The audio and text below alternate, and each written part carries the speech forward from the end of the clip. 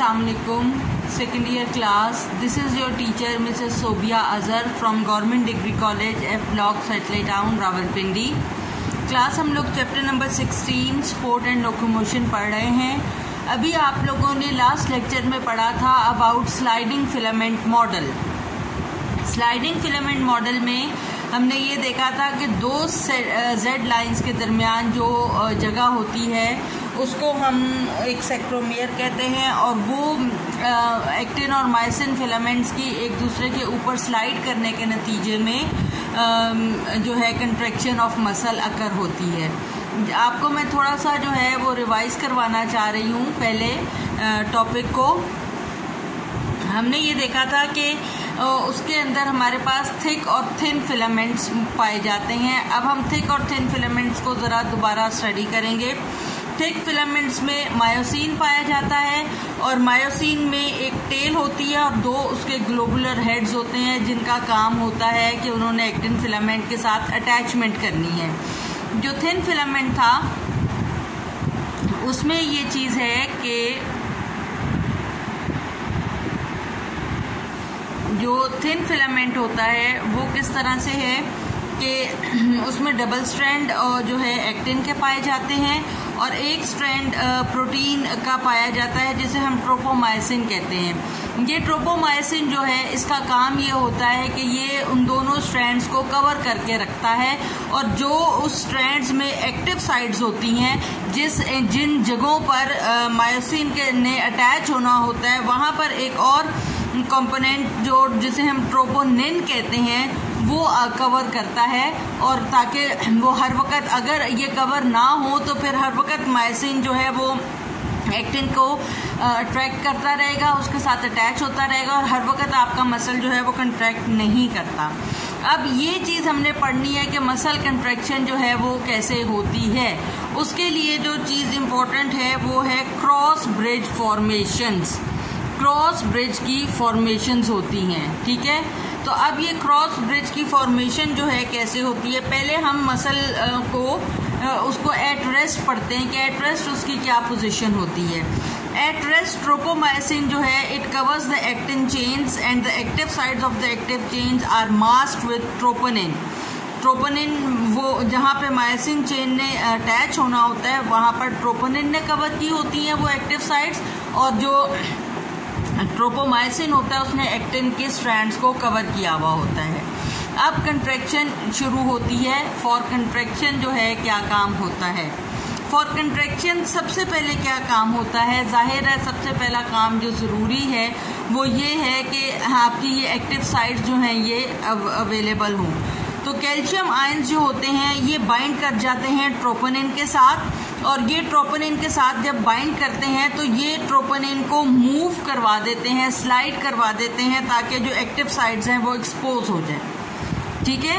Calcium जो है उसमें आकर ट्रोपोनिन के साथ अटैच होती है, और उसके नतीजे में एक्टिव साइड एक्सपोज हो जाती हैं। एक्टिव साइड एक्सपोज होने के बाद क्या होता है, मायोसिन के जो हेड है वो एक्टिन फिलामेंट के साथ अटैच हो जाते हैं। एक्टिन फिलामेंट के साथ जब वो अटैच हो जाते हैं तो जाहिर है वो उसको कंट्रैक्ट करते हैं, जो हमने स्लाइडिंग फिलामेंट मॉडल में पढ़ा था। तो ये चीज़ आपको समझ आ गई कि किस तरह से ये स्लाइडिंग फिलामेंट मॉडल जो है ये काम करता है। अब हमने इसमें कंट्रैक्शन हम पढ़ रहे हैं इसकी। तो सबसे पहले हमने जो चीज़ पढ़ी कि वो उसकी एक्टिव साइड जो है वो क्लियर होती हैं कैल्शियम की उससे अटैचमेंट से। अब जब कंट्रैक्शन हो जाती है तो जाहिर है उस कंट्रैक्शन को रिलैक्स भी करना है। अब आपका हर वक्त बाजू जो है वो खिंचा तो नहीं रहेगा, टांग जो है वो चलते हुए आगे को फॉरवर्ड तो नहीं रहेगी, तो इस तरह से उस चीज़ को रिलैक्स भी करना है। उसे रिलैक्स करने के लिए एटीपी रिक्वायर्ड होती है। एटीपी हाइड्रोलाइज होती है, और जो लिंक होता है एक्टिन और मायोसिन ब्रिज का वो ब्रेक हो जाता है, ठीक है। जो लिंक है वो एटीपी से ब्रेक हो जाता है। तो ये सारी है कंट्रैक्शन और relaxation of the actin and myosin filament. कि पहले जो है कैल्शियम का काम है कि उसको बाइंडिंग साइट को अवेलेबल करे, मायोसिन अटैच करके कंट्रैक्ट करेगा, और एटीपी बाद में जब हाइड्रोलाइज होगी एनर्जी रिलीज करेगी तो वो लिंक जो एक्टिन और मायोसिन का बना है वो टूट जाएगा, जिसके नतीजे में मसल दोबारा से रिलैक्स हो जाता है। अब एक कंडीशन होती है जिसे हम कहते हैं रिगर मॉर्टिस। रिगर मॉर्टिस क्या है? Stiffness of the dead body. जब कोई शख्स मर जाता है तो उसका जिस्म अकड़ने लग जाता है, जिस भी पोजीशन में होता है उसका जिस्म अकड़ने लग जाता है। ये अकड़ाव उसके जिस्म में क्यों आता है? क्योंकि after the death the amount of ATP in the body falls so much that it muscles become stiff. कि जैसे ही मसल की जो है एटीपी डेड बॉडी के अंदर ख़त्म हो जाती है, उसके अंदर उसकी अमाउंट जो है वो ज़ीरो हो जाती है, तो ज़ाहिर अब एटीपी अवेलेबल तो नहीं है कि वो एक्टिन और मायोसिन के जो ब्रिज बने हुए थे उस वक्त उनको रिलैक्स कर सके, उन्हें तोड़ सके। इसलिए बॉडी जिस कंडीशन में होती है उसी कंडीशन में अकड़ जाती है और इस पोजीशन को हम कहते हैं रिगर मॉर्टिस। अब ये इतना सिंपल नहीं है। अभी हमने जो सारा कुछ पढ़ा है, अब हमने ये देखना है कि एक्टिन और मायोसिन को कैल्शियम आयन कैसे कंट्रोल करता है। हमने ये तो कह दिया कि कैल्शियम आयन जो है वो आके ट्रोपोनिन के साथ अटैच हो जाता है, मगर क्यों अटैच हो जाता है? उसके लिए क्या होता है कि muscle contraction is initiated by nerve impulse. Nerve impulse की वजह से मसल के अंदर कंट्रैक्शन जो है वो इनिशिएट होती है। और कैसे इनिशिएट होती है कि sarcolemma of the muscle fibre penetrates deep in the cell forming transverse tubules, जिन्हें हम टी ट्यूब्यूल्स कहते हैं। सार्कोलीमा जो होता है, जो कि हमारा सार्कोलीमा जो सेल की जो बाउंड्री होती है मसल सेल की, तो उसके अंदर जो है ट्रांसवर्स ट्यूब्यूल्स बन जाती हैं, जिन्हें हम टी ट्यूब्यूल्स कहते हैं। नर्व इम्पल्स जो है it is carried through the T tubules to the adjacent SR, जो कि सार्कोप्लाज्मिक रेटिक्यूलम है। जो सार्कोप्लाज्मिक रेटिक्यूलम जो है ये एंडोप्लाज्मिक रेटिक्यूलम की तरह ही होता है, मगर इसके अंदर कैल्शियम की स्टोरेज ज़्यादा होती है, ग्लाइकोजन वगैरह की स्टोरेज ज़्यादा होती है। और जैसे एंडोप्लाज्मिक रेटिकुलम का पूरा नेटवर्क सेल के अंदर ट्यूब्यूल्स की फॉर्म में होता है, उसी तरह सार्कोप्लाज्मिक रेटिकुलम का भी टी ट्यूब्यूल्स के साथ नेटवर्क पूरे सेल के अंदर मौजूद होता है। तो अब जो नर्व इम्पल्स जो होती है वो एक टी आती है, वो टी ट्यूब्यूल पे आती है, टी ट्यूब्यूल से वो एडजेसेंट जो सार्कोप्लाज्मिक रेटिकुलम है उसमें आती है, और फिर कैल्शियम अब जब वो उसके अंदर आ जाती है नर्व इम्पल्स, तो वो नर्व इम्पल्स रीजन बनती है कि वो कैल्शियम के जो गेट्स होते हैं सार्कोप्लाज्मिक रेटिकुलम में उसे ओपन करे, रिलीज करे कैल्शियम को सिस्टोल में, जो कि ट्रोपोनिन से बाइंड करता है और कंट्रैक्शन होती है। तो पहले जो बात हमने सिंपल कह दी थी कि कैल्शियम आयन जो है वो आगे ट्रोपोनिन से अटैच हो जाता है और उसके नतीजे में एक्टिव साइट जो है वो एक्सपोज हो जाती है, तो वो उसके अटैच होने में ये सारा प्रोसेस इन्वॉल्व होता है कि नर्व इम्पल्स जो होती है वो टी ट्यूब्यूल के जरिए सार्कोप्लाज्मिक रेटिकुलम में मूव करती है, और जिसके नतीजे में कैल्शियम के गेट्स खुलते हैं और कैल्शियम जो है वो साइटोसोल में जाता है, और साइटोसोल से वो कैल्शियम जाके ट्रोपोनिन के साथ अटैच हो जाता है, और फिर मसल की कंट्रैक्शन होती है। जाहिर है जब ट्रोपोनिन के साथ वो अटैच हो गया तो मायोसिन उसके साथ अटैच कर जाएगी, और जब मायोसिन उसके साथ अटैच करेगी तो वो मसल जो है उसको कंट्रैक्ट कर लेगा। अब इस सारे काम में कैल्शियम के अलावा एनर्जी भी रिक्वायर्ड होती है, ठीक है। एनर्जी जो है वो भी मसल कंट्रैक्शन के लिए रिक्वायर्ड होती है। वो एनर्जी जो है वो हमें कैसे मिलेगी? क्योंकि हमने ये बात की थी कि एंड में जो है उसको रिलैक्स करने के लिए हमें एटीपी जो है वो रिक्वायर्ड है, और इस सारे प्रोसीजर के लिए तो ये एनर्जी फॉर मसल कंट्रैक्शन जो है ये हमें किस तरह मिलती है, अब हम इसको देख लेते हैं। Energy for muscle contraction come from ATP, और एटीपी के एरोबिक ब्रेकडाउन होती है मसल ग्लूकोज। मसल में जो ग्लूकोज होता है उसकी जब ब्रेकडाउन होती है तो एटीपी प्रोड्यूस होती है, ठीक है। और मसल की ग्लूकोज जो होती है वो कहाँ से हमें मिलती है? मसल में जो स्टोर्ड ग्लाइकोजन होती है वो मसल की ग्लूकोज का काम कर रही होती है, वो उसने अपनी ग्लूकोज को ग्लाइकोजन की फॉर्म में स्टोर किया हुआ होता है। ये ग्लाइकोजन जब ग्लूकोज में कन्वर्ट होती है फिर उसकी ब्रेकडाउन होती है तो उसके नतीजे में एटीपी निकलता है, ठीक है। अगर ज़्यादा एनर्जी रिक्वायर्ड हो, हाई मेटाबॉलिज्म हो, ज़्यादा एनर्जी रिक्वायर्ड हो, तो एक और एनर्जी स्टोरिंग सब्सटेंस है जिसे हम क्रेटिनिन फॉस्फेट कहते हैं, उसकी ब्रेकडाउन से भी एनर्जी मसल जो है वो प्रोड्यूस कर लेता है। फिर अगर ऐसा हो कि ऑक्सीजन की डेफिशिएंसी है या हाई मेटाबॉलिज्म का कोई रेट है, तो क्या होता है कि जो ग्लूकोज होती है वो ब्रेक डाउन होकर लैक्टिक एसिड में कन्वर्ट हो जाती है। जैसे आप बहुत ज़्यादा जॉगिंग कर रहे हैं, एक्सरसाइज कर रहे हैं, रनिंग कर रहे हैं, तो उसके बाद आपके मसल्स में फटीग, खिंचाव, पट्टों का अकड़ाव आपको फील होता है। तो वो किस वजह से होता है कि ऑक्सीजन की कमी है।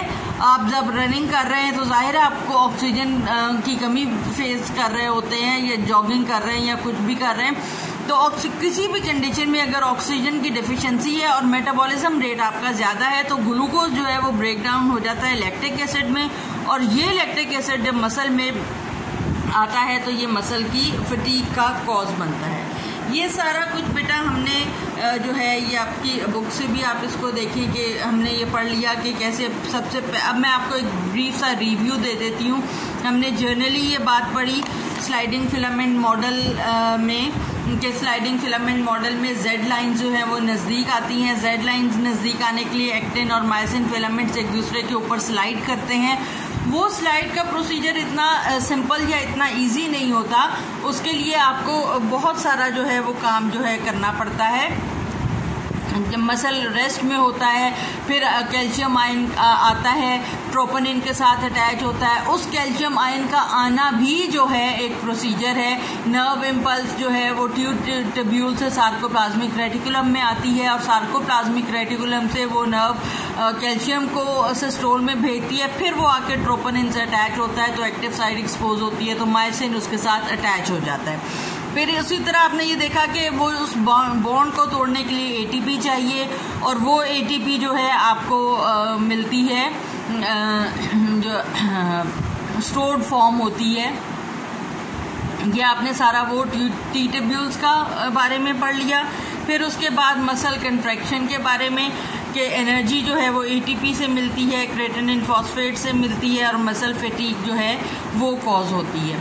फिर उसके अलावा कुछ और कंडीशंस भी हैं जो इससे रिलेटेड होती हैं। एक तो यही कंडीशन है मसल फटीग वाली, ठीक है, जो आपने ये पढ़ी है कि ये फिजियोलॉजिकल इनएबिलिटी टू कंट्रैक्ट। जब आपके पट्टे अकड़े हुए होते हैं तो आपकी बॉडी में कंट्रैक्शन करनी आपको मुश्किल हो रही होती है, और उसकी वजह ये होती है कि एटीपी जो होती है वो ग्लूकोज जो है वो लैक्टिक एसिड में कन्वर्ट हो रहा होता है, और लैक्टिक एसिड जो है वो फिर उसको कॉज कर रहा होता है फटीग को। When no ATP is available, contractures or the state of continuous contraction result in a cross bridge are unable to detach। जाहिर है वो डिटैच नहीं होंगे अगर एटीपी अवेलेबल नहीं है। एक्सेस लैक्टिक एसिड जो है वो बनेगा, और उसके नतीजे में आपको फटीग का सामना करना पड़ेगा। एक और स्टेट है जिसे हम कहते हैं tetani. Tetani is a disease caused by low calcium in the blood. आपके ब्लड में अगर कैल्शियम का लेवल लो हो जाए तो फिर क्या होता है, it increases the excitability of the neurons and result in the loss of sensations. आपके न्यूरॉन्स जो हैं वो ज़्यादा एक्साइटेड रहते हैं और आप में लॉस ऑफ सेंसेशन हो जाती है। Muscle twitches and convulsions occur.